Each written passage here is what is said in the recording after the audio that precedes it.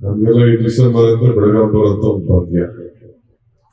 ಬಂದಾಗೆಲ್ಲ ನಾನು ಶ್ರೀಗಳನ್ನ, ಆಚಾರ್ಯರನ್ನ, ಮಹಾರಾಜರನ್ನ ಭೇಟಿ ಮಾಡುವಂತ ಭಾಗ್ಯ ಕೂಡ ನನಗೆ ದೊರೀತಾ ಇದೆ. ಸೊ ಬಹಳ ಸಂತೋಷದಿಂದ ಈ ಕಾರ್ಯಕ್ರಮಕ್ಕೆ ಬಂದಿದ್ದೇನೆ.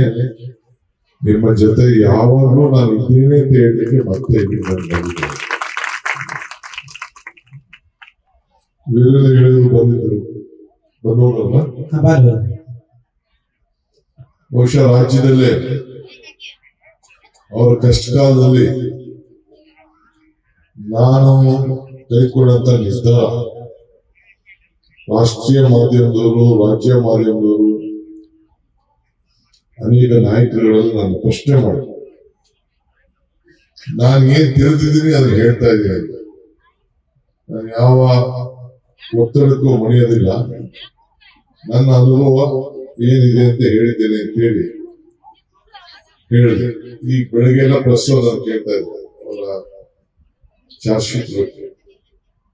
ನಾನೇನ್ ಹೇಳ್ಬೇಕು, ನೀವೇ ವ್ಯಾಖ್ಯಾನ ಮಾಡಿ ಅಂತ ಹೇಳ್ಬಿಟ್ಟು ಅಷ್ಟಕ್ಕೆ ಬಿಟ್ಟು ಹೋದೆ. ಹಂಗೆ ವೀರೇಂದ್ರ ಹೆಗಡೆಯವರು ಒಂದು ದೊಡ್ಡ ಧರ್ಮಸ್ಥಳ ಕ್ಷೇತ್ರವನ್ನು ನಡೆಸಿ ಅವ್ರ ಮೇಲೆ ಯಾವ ರೀತಿ ಷಡ್ಯಂತ್ರ ಆಯ್ತು, ಇಡೀ ಜೈನ್ ಸಮುದಾಯದವರು ಇಡೀ ದೇಶದಲ್ಲೇ ನನಗೆ ಒಳ್ಳೆ ಕೆಲಸ ಮಾಡಿದ್ರಿ ಅಂತ ಹೇಳಿ ನನಗೆ ಬಹಳ ಮೆಚ್ಚುಗೆಯನ್ನು. ಸೊ ಇವತ್ತು ಜೈನ್ ಬಾಂಧವರೆಲ್ಲ ಶಾಂತಿ, ಅಹಿಂಸೆ, ತ್ಯಾಗದ ಒಂದು ಸಂಕೇತ. ನಿಮ್ಗೆಲ್ಲ ಅಲ್ಪಸಂಖ್ಯಾತರ ಸ್ಟೇಟಸ್ ಕೂಡ ನಮ್ಮ ಸರ್ಕಾರ ನಿಮ್ಗೆಲ್ಲ ಕೂಡ ಕೊಡ್ತು.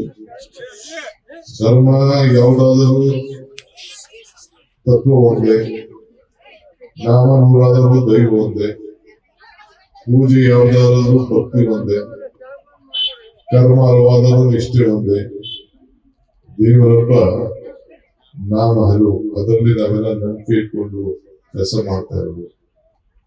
ಇವತ್ತು ಜೈನರ ಪದ್ಧತಿ, ಸಂಸ್ಕೃತಿ, ಇತಿಹಾಸ ಬಹಳ ಕಠಿಣವಾದ, ಆದ್ರೂ ಕೂಡ ಬಹಳ ಪರಂಪರೆಯಿಂದ ಇದನ್ನು ಉಳಿಸ್ಕೊಂಡು ಬೆಳೆಸ್ಕೊಂಡು ಕಾಪಾಡಿ ಸಮಾಜಕ್ಕೆ ಒಂದು ಶಾಂತಿಯ ಸಂಕೇತವನ್ನು ಕೊಟ್ಕೊಂಡು ಬಂದಿದ್ದೇವೆ.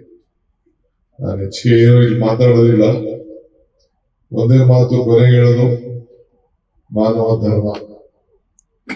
ಧರ್ಮಕ್ಕೆ ಜಯವಾಗಲಿ, ಧರ್ಮದಿಂದಲೇ ವಿಶ್ವಕ್ಕೆ ಶಾಂತಿ ಅಂತ ಹೇಳಿ ನಮ್ಮ ಗುರುಗಳು ಹೇಳಿದ್ದಾರೆ.